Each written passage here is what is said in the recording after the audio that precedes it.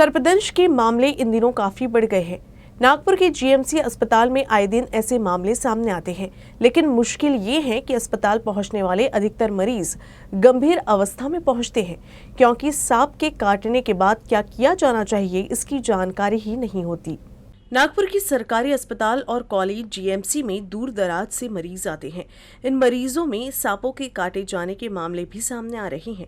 जानकार बताते हैं कि इन दिनों ऐसे मामलों के सामने आने की प्रमुख वजह है खेत में होने वाले काम और ठंड की शुरुआती दिनों में सांपों का जमीन पर होने वाला विचरण।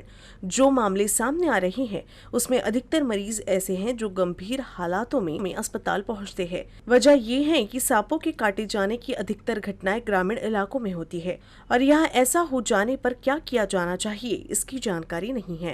एक लेडीज़ आई थी जिसको 31 तारीख को सांप ने काट लिया था। रात को अपने पति के साथ होती वहाँ पर झोपड़े में रहती थी।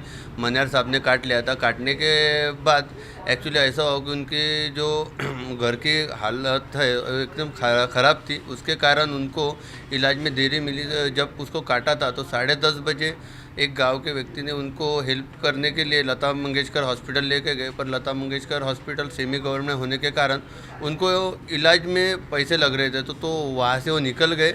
और निकलने के बाद तकरीबन 3 घंटे के बाद हमारी कड़ी मशक्क़त उनको बुलाने के बाद वो 3-4 घंटे बाद अपने मेडिकल में आए, जहाँ हमने उनको एडमिट किया था। वो महिला निराधार थी, उसके साथ उसकी बहन आई थी, पर उनको भी गांव के होने के कारण समझ में नहीं आ रहा था। पर 2-3 दिन वेंटिलेटर रहने के बाद में आज उनकी हालत बहुत अच्छी है और अभी रिकवर होकर वो 1-2 दिन में उनको छुट्टी हो जाएगी।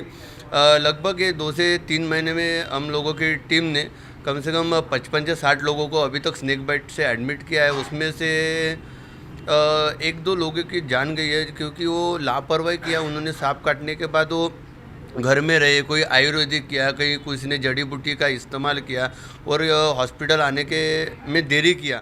वाइल्ड लाइफ वेलफेयर सोसाइटी के नीतीश अपने सहयोगियों के साथ नागपुर जिले में सामने आने वाले सर्पदंश के मामलों में मरीजों को तुरंत इलाज मिलने के लिए काम कर रहे हैं। नागपुर जीएमसी में उनके इस काम को जीएमसी के डॉक्टर और नर्सिंग स्टाफ भी सपोर्ट कर रहे हैं।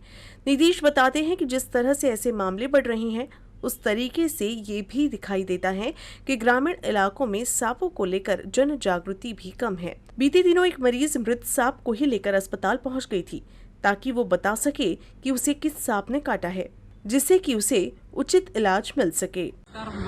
माझे नाव अरविंद प्रल्हाद मोरकर, मी वाइल्ड लाईफ वेलफेअर सोसायटी यांच्या खूप आभारी आहे की त्यांनी माझ्या बाबाला मदत केलं आणि चांगले मार्गदर्शन दिले।